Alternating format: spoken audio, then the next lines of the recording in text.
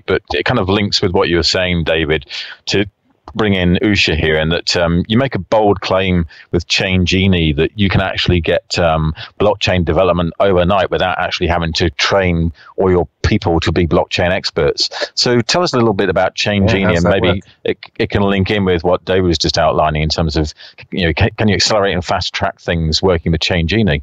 Absolutely. And actually, it's awesome to have David Burge here. Basically, I'm actually going to re-quote something that he said, and hopefully it's not trademarked, so I could use it. Oh, no, his head's big enough already, you should. You don't want to blow it up even bigger. Come on. Immutable evidence chain for individuals. I'm going to add corporations. Wishing to prove their identity, I'm going to add provenance, authority, and everything else out there. But what actually ChainGenie does is it's a plug-and-play platform. So in the underlying technology, it can write to DLTs, it can write to blockchain. Actually, it can write to any type of blockchain, Ethereum, Bitcoin blockchain, and coming soon is Ripple and other protocols. So what it provides you is an API and a technology. So you could actually plug and play and create what you want overnight, right? So if you know how to call a REST API, the rest of the things comes by default. So let's say, actually there is Leanne, who was actually on the call with one of the previous blockchains. I'm actually working with her to see how it would fit into her project. So what you could Hyperledger, yeah? Hyperledger. Okay. Hyperledger. Yeah. So what you could actually do, I'm going to call it the platform is layered on top of DLT and blockchains. And it obfuscates the horror of directly coding with any of these technologies. So it provides your development team launch points into the workflow process and launch point into doing this without them having to be experts doing it.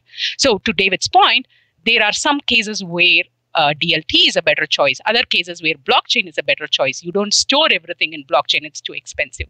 So what the technology does in the back end, it uses IPFS, SWARM, and everything else. And what it does is writes to the right place and provides you information as you need it in the right way. So you don't have to overthink the architecture.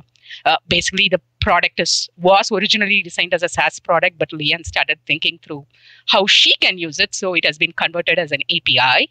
So any consultant who would want to layer their services on top of this can use it as a plug-and-play platform, or any organization who wants to build can build on top of it. For example, you could say, let's imagine I'm working with another supply chain startup who is actually doing the full process starting from LC. What they do is create bundles of collection documents, and the documents pass through approvals. And to David Burch's point, it does not store the documents in blockchain. It uses DLTs, but it uses it for validation. Sorry, what's a DLT again?